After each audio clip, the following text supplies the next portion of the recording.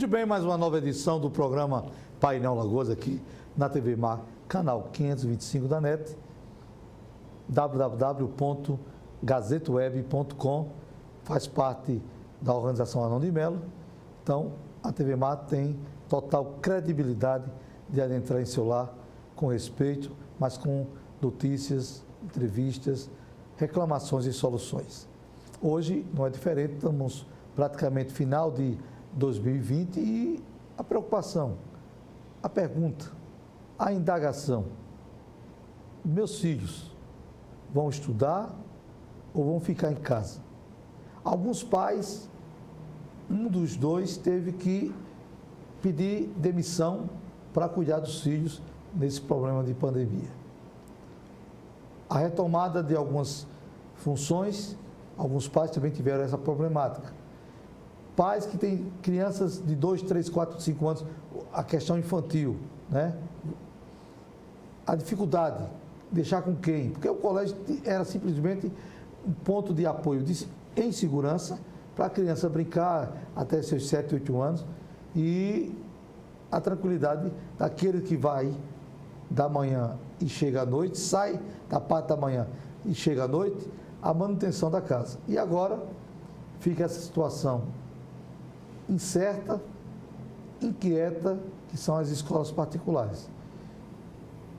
As escolas municipais como estaduais não têm estrutura de receberem alunos das escolas particulares, que muitas escolas já quebraram. Não só pelo Covid, mas pelo ISS da Prefeitura. Vamos falar ainda desse processo, inclusive entrevistamos o vereador, todos os vereadores que passaram pela bancada aqui, do Painel Lagoas, pedimos um empenho para abraçar essa bandeira com as escolas particulares. Doutora Bárbara, professora, ela está aqui ao meu lado, ela é presidente do sindicato dos estabelecimentos particulares de ensino no estado de Alagoas, SINPEP, né? SINEP. O SINEP representa o que nesse momento? O SINEP representa um aglomerado de escolas particulares existente em todo o estado de Alagoas, com a finalidade de orientar, instruir, conduzir todas as necessidades coletivas do setor. Ao lado dela, o contador da comissão das escolas particulares de ensino. Como é que está a contabilidade, André Franca? Como é que está a contabilidade das escolas? Rapaz, está difícil. Está difícil, André? Com certeza. Os balanços todos negativos. Ninguém está com um balanço positivo. Pelo menos a minha clientela, que sou responsável, ninguém está apresentando um balanço positivo. A queda de faturamento já chegou a 60%. Fica delicada a situação. E a projeção de faturamento, justamente que é aquilo que toda empresa se baseia para o ano seguinte, o ano vindouro, a gente não tem nenhuma perspectiva. Por quê?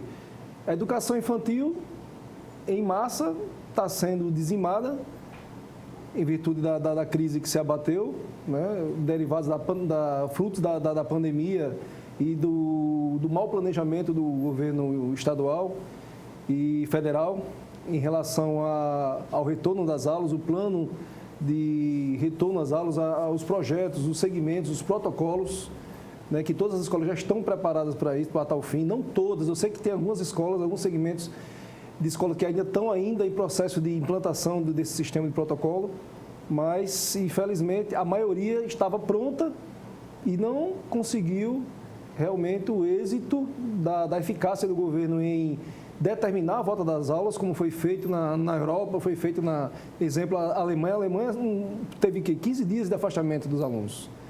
E logo 15 dias retornaram já com regime de protocolo respeitado e até hoje permanece, mesmo estando numa repandemia, né, numa segunda onda do vírus, e continua funcionando normalmente. Não assim o normal que a gente queria, mas o novo normal. Mas aqui estava anunciado o reinício das aulas, que a previsão era setembro, né? Dentro já dos protocolos, né? Isso já foi prorrogado para novembro, não aconteceu. e agora a gente está com uma grande esperança, em virtude do decreto que ainda está em fase de conclusão, que o governador acabou de anunciar, para o retorno das aulas serem a partir do dia 21 de janeiro. Aí Isso é uma grande perspectiva. Segura aí, né? que aí eu vou E falar temos... com a professora Bárbara, que é a presidente do sindicato, 21 de janeiro de 2021, esse retorno. Será que haverá surpresa nesse caminho? Olhe, todos nós estamos muito ansiosos por este retorno, como bem disse André, um retorno às aulas presenciais a partir de setembro, quando tínhamos a certeza de que passaríamos para a fase verde e isso não aconteceu. O que é que nos surpreende hoje? O retorno da pandemia num volume muito grande. Ontem, Alagoas foi o estado que mais apresentou números de casos. Ontem, nós batemos a marca de 89% de casos de contaminação registrados oficialmente. Então, hoje, o que nos assusta é a possibilidade de não se conter esta nova onda, né? Ou talvez até, pastor, a primeira que não foi, que não se encerrou, não é? E aí nós tivemos o retorno, a abertura de todos os setores e só faltou escola. E quando a escola tem a necessidade, a escola foi a instituição que contribuiu, que colaborou com o Estado de Alagoas na operacionalização do decreto. Só que isso tem um tempo. As crianças não podem ficar tanto tempo de fora e os pais não podem ver seus filhos ociosos em casa, mesmo com o trabalho remoto, mesmo com as aulas virtuais. As crianças necessitam de uma interação e a escola é o local para essa interação. Inclusive, o que a gente percebe é que algumas crianças, né? Crianças não, já jovens, né? Adolescentes, pré-adolescentes, trocaram um dia pela noite, a noite pelo dia. Então o negócio está meio conturbado. Os alunos, não só a questão infantil, mas médio e até no final do fundamento, né? A gente percebe que comportamentos. Exato. A pandemia gerou isso em todos nós, né? A sociedade como um todo, ela foi afetada por essa característica específica desse vírus que exige o isolamento, que exige o distanciamento. Então, tudo aquilo que nós tínhamos, tudo aquilo que nós participávamos na sociedade foi totalmente banido das nossas rotinas e precisamos nos reinventar dentro deste critério que foram os critérios nos ofertados pela Organização Mundial de Saúde, os critérios do Ministério da Saúde, os próprios critérios definidos pelo presidente da República, que em determinados momentos criou assim dúvidas do que é que deveríamos fazer e como fazer. Abre ou fecha? Deixa a escola funcionando ou não deixa a escola funcionando? E aí me parece que ao longo dos meses da pandemia ficou claro para a sociedade que o Covid só existe na escola. Mas não é isso. A gente entende que a segurança sanitária se faz muito importante neste momento, mas tudo tem um tempo. A gente precisa deixar esse medo e aí nós já estamos com vários especialistas, vários infectologistas, vários pediatras, a Sociedade de Infectologia fazendo documentos, trazendo à luz da sociedade matérias que comprovam que essa contaminação por criança não é tão bem assim como foi propagada no primeiro momento. Eu espero que o governo do estado, que hoje aponta janeiro como retorno, ele possa fazer isso. Evidentemente, temos que ter muito cuidado com a segurança sanitária. E pode ter certeza, pastor, as escolas estão prontas com seus protocolos para receber os alunos que venham para a escola, para as aulas presenciais. E vou mais além, a família tem o livre-arbítrio para decidir se a criança ou o seu adolescente vai à escola antes da vacina. Porque se ela decidir que não vai, as escolas também estão preparadas para continuar com suas aulas virtuais. Esse ato a senhora tem procurado, tem realizado reuniões com os diretores, né? Sim, os diretores, sim. Os proprietários, né? Sim.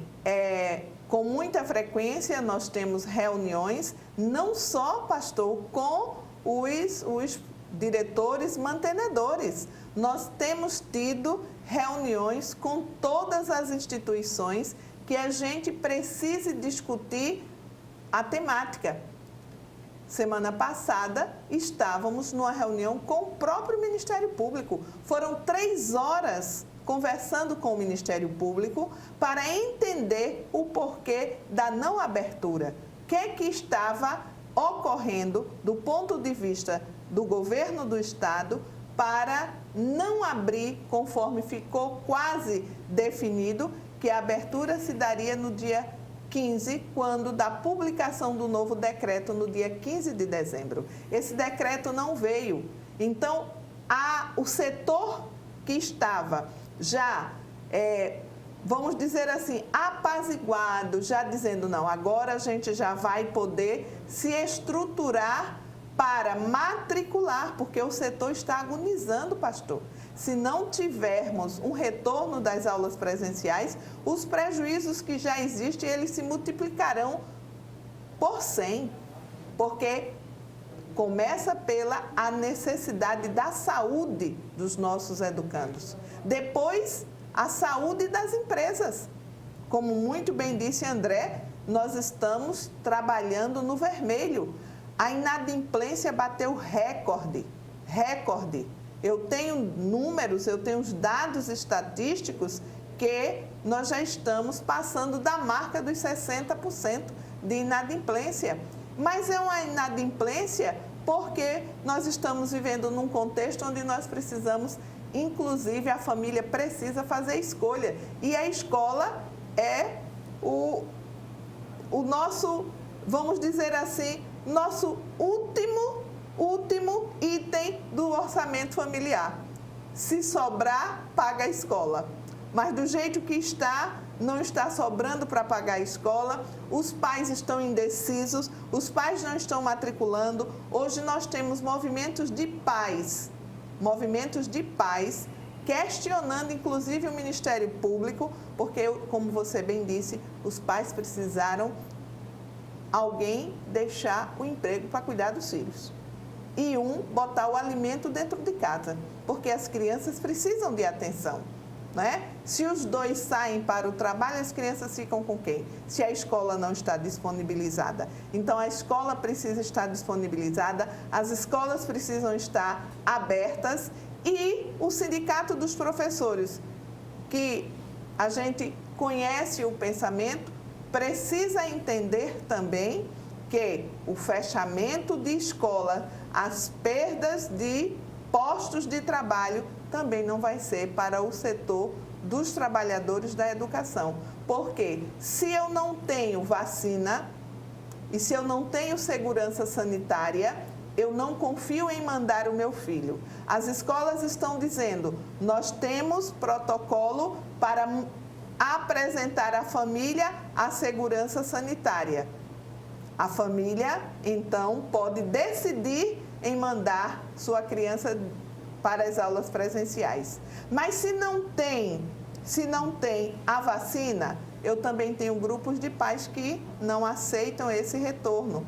A escola, então, vem para uma educação híbrida e o Sindicato dos Professores precisa chegar junto com as escolas para a gente fazer um trabalho em parceria e com a família. Porque nesse momento, fazer com que a escola funcione é essencial para todos nós que fazemos o setor educacional. Trabalhadores da educação, pais e mantenedores, em benefício, em detrimento da saúde mental dos nossos alunos e do desenvolvimento dessa sociedade, pastor, porque os prejuízos já estão para mais de 10 anos com um ano só parado na educação, no setor educacional. O efeito é terrível. O efeito, tudo que acontecer no setor educacional, pastor, se espalha, se expande por toda uma sociedade. A gente percebe, aí vem a pergunta, existe unidade, união entre vocês, diretores de colégio particulares? Olhe, pastor, nós temos que admitir que nós temos ainda alguns mantenedores, hoje mais não, antes, lá nos meados ainda de maio, junho, ainda tínhamos diretores assim, pensando que o melhor seria deixar passar a pandemia, até porque todos nós pensávamos que eram apenas 2, 3 meses no máximo. E isso não aconteceu, pastor. E por não acontecer, as escolas foram perdendo. E você sabe que manter uma criança na escola não é barato. Não sai barato. Imagine você manter uma criança na escola para ela estar em casa. E o pai se viu como professor. Essa matemática aí que entende é o contador. Essa questão não entra na cabeça do pai, nem da mãe, ou da família, não entra. E isso está trazendo não só um prejuízo, por exemplo, quantos professores nesse momento teve ajuda do governo, né?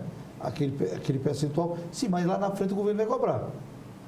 Já cobra, né, pastor? Porque, André pode até explicar melhor, a empresa que fez uso da proposta do governo para colocar o seu trabalhador ou em suspensão ou em redução, a empresa se compromete de não demitir este trabalhador dentro de um certo período. E se demitir, se tiver que demitir, porque se tiver que demitir, vai demitir, esse valor rescisório, ele é bem maior. Então, essa conta, se a escola continuar fechada, ela também não fecha.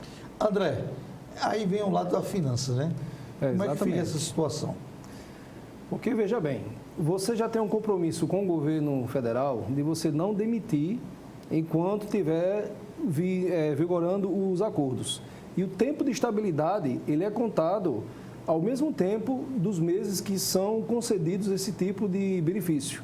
Ou seja, da suspensão, que é 100% de suspensão, certo? A estabilidade se dá dos meses que o trabalhador ficou afastado do trabalho. Na redução de carga horária, cada mês de acordo tem a mesma noção, tem a mesma estabilidade e o mesmo tempo. Então, se chegamos a 8 meses, no geral, no contexto geral, de acordo fechado, então temos mais 8 meses de estabilidade.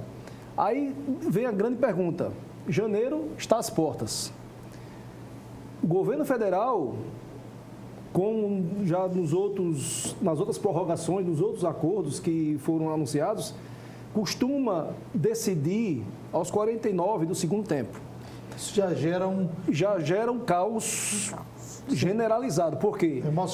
Emocional, financeiro, prognósticos começam a dissurgir, na verdade, né? Porque você tem um resultado em mente, o que você vai realmente fazer futuramente, num futuro bem próximo, daqui a 30 dias. Se você não faz uma provisão exata dos valores que você tem que contabilizar, que você tem que orçar na sua empresa para pagar funcionários, pagar despesas, e de repente o governo não se anuncia, ele se cala ou vem anunciar um acordo já no 15º dia do mês, então você fica praticamente à deriva, porque você tem que arrumar condições financeiras de suprir aqueles 15 dias que o governo se demorou em tomar uma decisão. Seja 10, 15, 20 dias. E diante de uma situação onde o governo, teoricamente, fecha todos os seus acordos, todas as medidas de socorro do governo encerram-se em dezembro de 2020, onde temos janeiro com o segundo pico da pandemia, certo? O Brasil está praticamente todo vermelho, certo? Todo em alta, só tem o quê? Um estado e 2 estados que estão em queda. Alagoas, que passou 2 meses, que é o nosso estado, 2 meses, 3 meses na condição de queda, já está na alta, mas com percentual a mais do que os outros estados. Então, para que para quem é alagoano, quem é empresário de Alagoas, do ramo de escolas e outros ramos que não retornaram, a situação fica muito fora do normal e fica aquela apreensão, né? Como é que eu vou realmente fazer um projeto para o ano 2021 se eu não sei se eu vou sobreviver? Por quê? Se o governo diz, vamos retornar em janeiro, como foi dia 15 de dezembro que ia anunciar o decreto. Há uma despesa nesse retorno, né? Tem uma despesa, escolas. exatamente. Você tem que pagar os professores, né, que eles estão retornando, certo? Você tem que orçar o valor de salários, você tem que abrir matrículas. Aí você abre a matrícula da escola naquela incerteza se você realmente vai poder dar seguimento, principalmente a educação infantil. Porque as outras... O que mais pesa aí é a educação infantil. Porque você só existe um método exato de você dar aula não infantil, que é presencial. Aí, na incerteza, você fica, peraí, se o governo não fechar acordo de redução de carga horária ou de suspensão, como eu vou entrar no ano 2021 e vou pagar meus funcionários? Como isso será possível? Né? Como é que eu vou gerar esse recurso? Né? Então, não tem contabilidade que feche nesse mundo. Né? Não tem. Você fica sem provisão, você fica sem realmente um prognóstico futuro, você não tem uma receita de resultados futuros, você não tem porque você não sabe nem o que vai acontecer. E fica a incerteza de matrícula-se ou não matrícula-se. Faz a matrícula ou não? Abro matrícula ou não? Abro agora e quando chegar em março eu vou ter que devolver o dinheiro das matrículas? Essa dúvida não pode existir. Não pode, nem para os gestores e nem para os trabalhadores. E se você me permite, André, a falta de um decreto definindo a abertura em setembro, né, fez com que essa insegurança para abrir a matrícula, ela florescesse de tal forma que gerou uma expectativa tão grande nos pais que eles criaram um movimento. Um movimento de dizer, não vamos matricular porque não tem escola ainda definida para 2021. Eu gostaria que a senhora, a Câmara focasse aqui a professora Bárbara. Esse recado, é muito importante essa mensagem sendo focada, a sua imagem e a sua mensagem para os pais, não só da capital do estado de Alagoas. Nós estamos preocupados com essa situação. Câmara 2, olhe para a sua Câmara 2, lá, e na sua Câmara a senhora vai entregar o recado que todos os pais precisam, porque é muita informação, mais negativa do que positiva. Exato. Entrega tudo. Então, como nós estamos conversando aqui, de fato, nós precisamos abrir as escolas, porque os pais precisam ter a certeza de que sua matrícula será efetivada, porque o seu filho terá escola em 2021. A situação da escola de educação infantil, que é uma cultura ser de aulas presenciais, os pais terão na matrícula estabelecida, aberta, a realização desse desejo, de fazer com que o seu filho retorne. E vocês precisam acreditar que essa escola vai estar aberta tanto para a educação infantil como para fundamental e médio. A matrícula é necessária para que a gente retorne com o nosso trabalho de prestação de serviços educacionais à sociedade alagoana. Então, ninguém precisa ficar também com esse receio se o seu filho vai poder assistir aula ou não, porque você é quem tem o livre-arbítrio de fazer com que o seu filho vá à escola para as aulas presenciais, porque as escolas vão continuar em 2021 também com aulas virtuais, as aulas remotas, e isso vai ser uma decisão da família.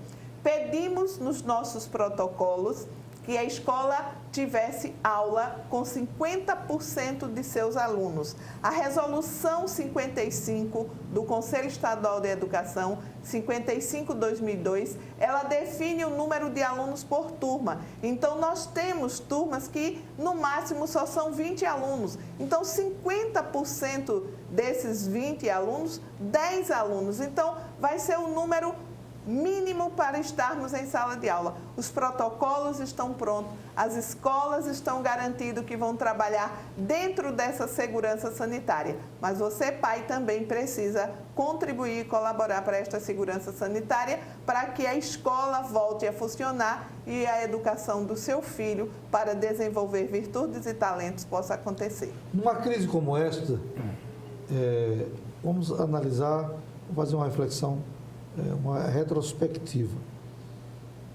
Sem vírus, sem Covid, sem pandemia, sem nada.